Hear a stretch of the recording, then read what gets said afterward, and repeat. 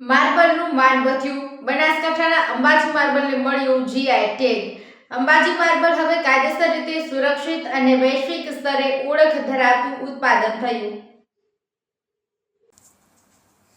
બનાસકાંઠા જિલ્લાના પવિત્ર યાત્રાધામ અને શક્તિપીઠ તરીકે પ્રસિદ્ધ અંબાજી હવે માત્ર ધાર્મિક આસ્થા માટે જ નહીં, પરંતુ તેની ધરતીમાંથી નીકળતા શુદ્ધ સફેદ માર્બલ માટે પણ વિશ્વમાં આગવી ઓળખ મેળવી રહ્યું છે.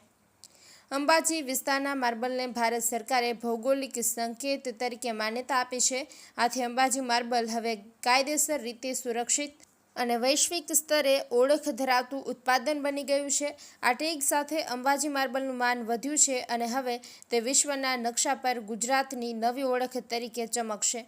અંબાજી માર્બલ માટેની આ નોંધણી Ambaji marble quarry and factory એસોસિએશનના નામે કરવામાં આવી છે, જેમાં stone artisan park, training institute, commissioner of geology and mining and collector બનાસકાંઠાથી મહત્વપૂર્ણ ભૂમિકા રહી છે.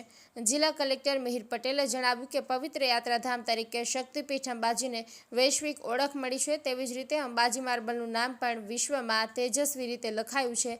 હવે અંબાજી શ્રદ્ધાની સાથે કુદરતી સંપત્તિ અને ઔદ્યોગિક ગૌરવનું પ્રતીક પણ બન્યું છે. અંબાજી માર્બલનું માન વધ્યું છે અને અંબાજીનું નામ વિશ્વના પથ્થર ઉદ્યોગના નકશા પર તેજસ્વી રીતે લખાયું છે. આ સિદ્ધિ બદલ કલેક્ટરે બનાસકાંઠા વાસીઓ અને અંબાજી માર્બલ ક્વોરી અને ફેક્ટરી એસોસિએશનને અભિનંદન પાઠવ્યા હતા. અંબાજી વિસ્તારનું માર્બલ તેની દુધિયા સફેદ ચમક, ટકાઉપણું અને પ્રાકૃતિક સૌંદર્ય માટે જાણીતા છે. આ માર્બલનો ઉપયોગ અંબાજી મંદિર સહિત અને ધાર્મિક સ્થળો, સ્મારકો અને ભવ્ય ઇમારતોમાં થાય છે. તે ગુજરાતની ધરતીની કુદરતી સૌંદર્ય અને પરંપરાગત હસ્તકૌશલ્યનું પ્રતીક છે.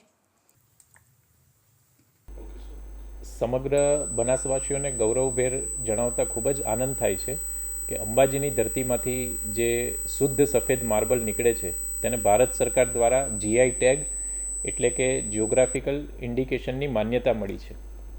આમ પવિત્ર યાત્રાધામ તરીકે ઓળખાતું આપણું જે અંબાજી શક્તિપીઠ છે એ તેનું નામ હવે વિશ્વના માર્બલ ઉદ્યોગમાં પણ તેજસ્વી રીતે લખાયું છે.